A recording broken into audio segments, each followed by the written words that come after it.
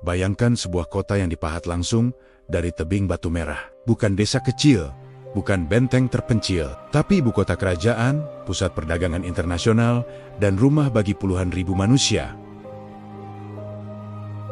Sekarang bayangkan kota itu hilang dari peta dunia selama lebih dari 1000 tahun. Bukan hancur, bukan ditaklukkan, tapi dilupakan. Ketika dunia barat menemukan Petra pada tahun 1812, mereka mengira baru saja menemukan kota mati. Padahal, kenyataannya jauh lebih mengejutkan. Karena sebelum disebut kota hilang, Petra adalah kota yang sengaja menghilang. Hari ini, Petra dikenal sebagai situs warisan dunia, latar film Hollywood, ikon arkeologi Timur Tengah. Namun ribuan tahun lalu, Petra adalah jantung dunia kuno. Petra adalah ibu kota bangsa Nabataya. Sebuah peradaban Arab kuno yang sangat cerdas, sangat kaya, dan sangat tidak suka menarik perhatian. Letaknya strategis di persimpangan jalur dagang, rempah dari Arabia, kemenyan dan Mur, sutra dari timur, barang mewah menuju Romawi dan Mesir.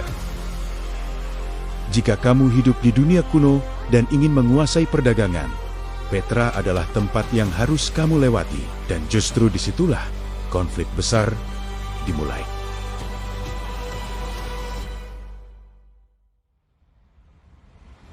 Masalahnya sederhana tapi mematikan. Bagaimana mungkin kota besar bisa hidup di tempat yang hampir tidak punya air? Petra berada di wilayah gurun keras Yordania modern. Hujan jarang, sungai nyaris tidak ada. Secara logika, kota seperti ini tidak seharusnya bertahan, apalagi menjadi pusat perdagangan dunia. Namun Petra bukan kota biasa.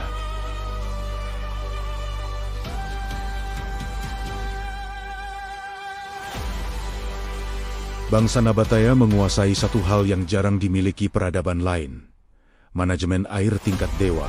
Mereka membangun kanal tersembunyi di tebing bendungan kecil, tangki air raksasa di bawah tanah, sistem pengalihan banjir bandang. Hujan yang jatuh hanya beberapa kali setahun, dikumpulkan, disimpan, dan dikendalikan.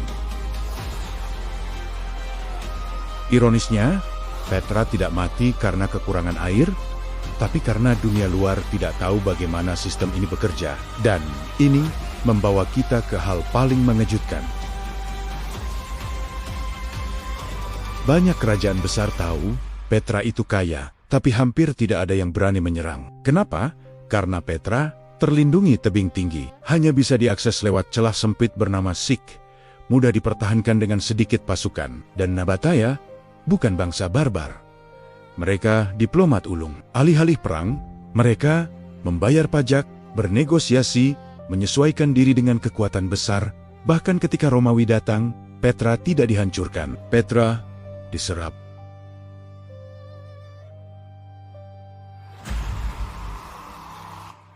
Inilah awal kejatuhan Petra, bukan karena invasi, bukan karena pemberontakan, tapi karena laut. Ketika Romawi mengembangkan jalur perdagangan laut, kapal menjadi lebih murah dan cepat dibanding karavan darat. Petra perlahan kehilangan perannya. Ditambah lagi gempa bumi besar, perubahan iklim, jalur air rusak. Petra tidak runtuh dalam satu malam. Ia ditinggalkan perlahan.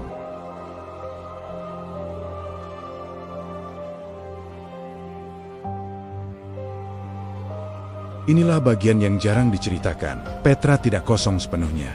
Penduduk lokal, suku Badui, tahu kota itu ada. Mereka tinggal di sekitarnya. Mereka melewati Sik. Mereka menjaga rahasianya.